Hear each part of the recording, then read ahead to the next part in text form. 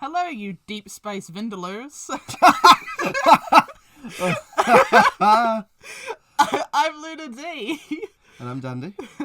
And today I'm going to tell you about, I'm also going to tell Dandy about a science fiction sitcom that started in 1988, which is really funny because that means we've done something from the 60s, something from the 70s, and now something from the 80s. Yes, and I know what decade I'm doing next. So today I'm talking about Red Dwarf. Mm-hmm. It was a science fiction comedy sitcom series about the mining ship Red Dwarf, and the main character of David Lister, who is the world's biggest slob. Yeah. So Lister's whole deal is he only eats curry, which is why I called you Deep Space Vindaloos. Yeah. Because that's his main thing that he eats. He only drinks beer. He never washes his clothes. He's that kind of guy. Right. That's his whole deal. And also, for a general idea of the sort of person he is, he's one of those characters who lost his virginity at 14 on a golf course. And he can't remember the name of the girl that he did it with. Yeah. Yeah. And also he is a guy with very low ambitions. His main goal in life is to buy some land on Fiji, which is very cheap now because of global warming and it flooded. So he's going to buy some land on Fiji and he's going to make a little bar, right? Right. And that's his life's ambition, and it's very, very attainable. Yeah. So he is a third technician on the mining ship Red Dwarf. Yeah. Which means that most of his job is just cleaning out the chicken soup nozzles when they get clogged. That's most. He's just doing very, very basic maintenance stuff. It's a very easy job. He has had to put no application into trying to be anything or attain anything. He's gone for the lowest path of resistance throughout his entire life. Which is funny because as the series goes on, it turns out that he's actually quite intelligent and technically capable. He just never bothered to try. Yeah. He shares his room with the other low-rank technician, the second technician, Arnold Judas Rimmer. Who is Lister's opposite in literally every way. Rimmer has, constantly tried to do things. He desperately wants to be a pilot. He has taken the test for being a pilot every single year, the entire time he was capable of doing it, and has failed every single time. Yeah. He's a complete failure. He is a neat freak. He is obsessive about stuff, and he will get up early in the morning just to do workouts and stuff in the same room as Lister, who went to bed probably about 2 hours beforehand because they are totally opposites of characters. But like I said, with Lister's very limited ambition and the fact that he's incredibly lazy, he came up with a plan to not even have to do his incredibly easy job. His plan was, while they were on Jupiter, he picked up a cat which was pregnant, called Frankenstein, and he brought it into his room, which completely violates quarantine rules. Yeah. Which means that he gets put in suspended animation for the rest of the journey, but he still gets paid, but he's not doing anything. And he doesn't even experience the time passing because he's in suspended animation. You found the loophole. So like I said, even though he's already gone for the laziest option, he's gone even lazier than the laziest option in order to achieve his goal of buying flooded land on Fiji. Yeah. But while he is in suspended animation, there is a catastrophic error on the ship. The reactor that powers it completely fucks up. The entire ship is irradiated and everyone else on board dies. Yeah. Lister survives because he's in suspended animation, and Frankenstein survives because she's in the hold. Yeah. But everyone else is dead. Right. After 3 million years, the radiation finally dies down enough that Lister can be released from suspended animation and not immediately die. Yeah. At which point, the the kittens of Frankenstein have evolved into an entire different species that are very like they are feli sapiens. So they're like humans, but they're kind of cat-like still. They've got like sharp like fangs and are incredibly vain. And all of the other cats on the ship Red Dwarf have all left. Right. So there's only one left, and he's called the Cat, and Lister. And the ship has an intelligence on it, which has gone steadily insane from being alone for 3 million years. Yeah. Called Holly. Right. Also, it's just decayed. So like it was supposed to be like a 3,000 IQ entity, but because it hasn't had the maintenance that's needed, because there's been no one to do the maintenance, it has decayed to the point where it is kind of insane and also a bit thick. And the ship also has the ability to project one member of the crew as a hologram. And it chose Rimmer. Of all the people it could pick. So it's got Lister, the hologram of Rimmer, and the cat. Yeah. And the ship's computer, Holly. In the first series, that's it. That's the entire cast. Yeah. Later on, they find Kryten, who is an android. Yeah. Who has spent how long looking after a ship that was entirely female crewed, but now they're all dead. And he didn't notice. like when they first meet him, he's like making tea and doing their makeup for a bunch of skeletons sat around a table. Oh, okay. Yeah. Like, he later becomes like actually part of the main crew. Yeah. That's the basic premise of Red Dwarf. It's like you are with these 4 idiots. Yeah. On a spaceship in the middle of deep space with no one else around. So all the episodes just on the ship, or do they go to different planets, or is it all self-contained? So a lot of them are just on the ship. Yeah. Later on, they do go down to planets. But here's the interesting thing about like Red Dwarf is like, even though this is a comedy series, right? Yeah, yeah.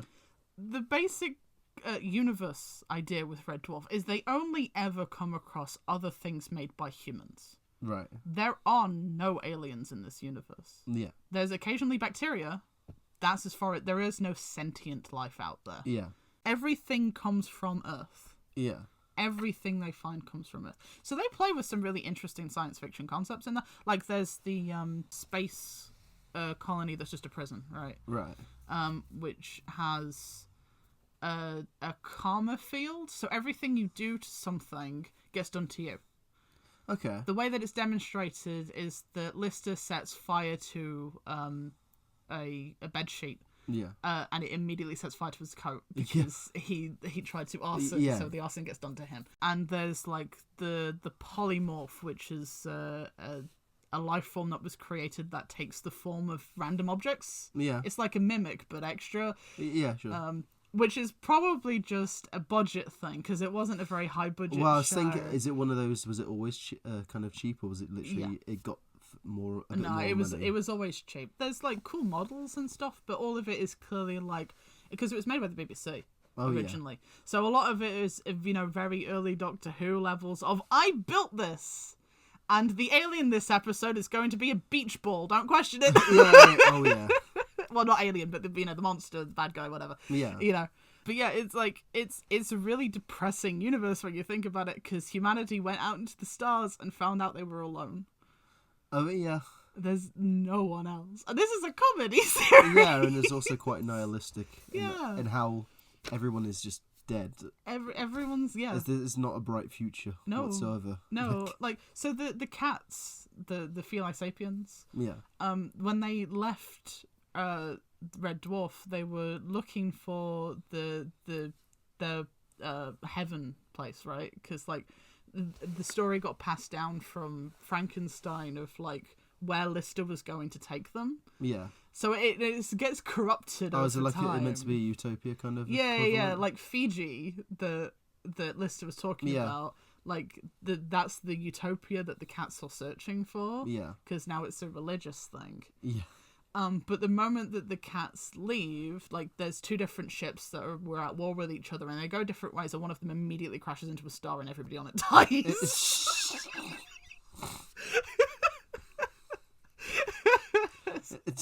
I love Red Dwarf.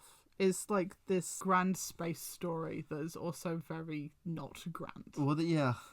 And it's weird. I'm almost not fully ashamed I hadn't seen it. It's one of those things where, like, you know when you know something exists, yeah, and then even if you're like, I should probably see that just to see what it's about, you always find an excuse not to get round to it. Yeah. Red Dwarf is one of those, and it's so long going as well. Yeah, well, so that's the thing, right? So the original run was from 88 to 99, I think.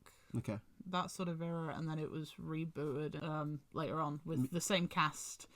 Apart from Holly wasn't there anymore. Okay. So there are some like weird things that just happen in Red Dwarf. Did the show just start with, I guess, like per episode it was individual stories, or was there always like an underarching? There's no overarching story. No, it's just stuff happens. Stuff just happens. Yeah. It doesn't connect up in any way. No, like it's kind of suggested that they're trying to get back to Earth. Yeah. But also they're not really trying that hard.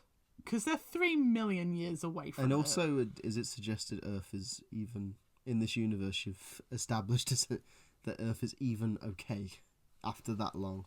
Well, that's it could be dead for all you know. Because that's the thing. They are 3 million years away. Even if you were to send mail by, like, light, it would still not get there for years and years and years. Yeah. But yeah, there's loads of like episodes that's just like, here's this weird sci-fi concept, and then we're never going to bring it up again. Like, that's okay to be like. There's one time where they land on a planet where time goes backwards. Right. Right. So it's like, when, like, they'll go and they'll dig up a body and they'll put it in a morgue or a hospital or something, and then they'll come to life, and then they'll live out the whole of their lives, and then they crawl up inside their mother. And like that's how life works on that planet. And like war is this great thing where like thousands of people are suddenly given life. And that's it. That's like that's just how that planet works. And Rimmer and Crichton are doing like they're performing as the Amazing Forward Brothers because they do things forward rather than reversed. Like, he'll drink this glass of water, and then he's like you know, but like in that universe, it's like, oh my god, like it's amazing because everything's filmed backwards. Also, the cat makes the mistake of going and taking a shit, and it reverses up into him.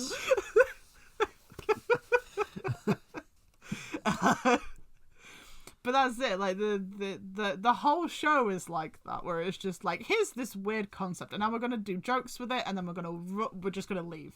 Yeah. And it's never gonna be mentioned. But yeah, that's Red Dwarf. Yeah. I recommend it. Yeah. Hopefully it's the kick I need to check it out. Yeah. So there we go. That's our first one-parter. Yes, it can happen. It doesn't always have to be 2-parters or whatnot. But I'll think of something next, whether it be a 1-parter, whether it be a 2 or a 3-parter. We shall see. I think it'd be good to have some ones. Yeah, it'll be fun. We'll do our plugs now. Where can we find you, Luna? You can find me on DeviantArt doing monster designs and comics and occasionally random stuff. I don't know. It's an art place where I put art. Just LunaDandy. You'll find it in the. It's an art place where art people do art things. Put art stuff up online. Yes. And some people do like things that are almost porn, but that's not my style. I do not save for work.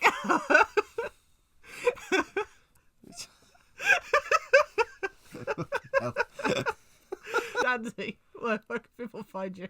Yeah, so you can find me on Instagram under Dynamite Dandy, where I do rubber hose and pop art. You can also find me under Paranoia Prince on Instagram, which is horror artwork, similar kind of stuff, but it's a bit more diverse on the kind of things that I draw. And then not so much artwork, more music. I'm in a band called Parrots. We do ska punk music. You can find our originals and covers on Spotify and iTunes. We'll put all the links in the description if you want to have a check out of all that stuff. Mm-hmm. But no, we shall see you in the next episode. Later, gators. Bye.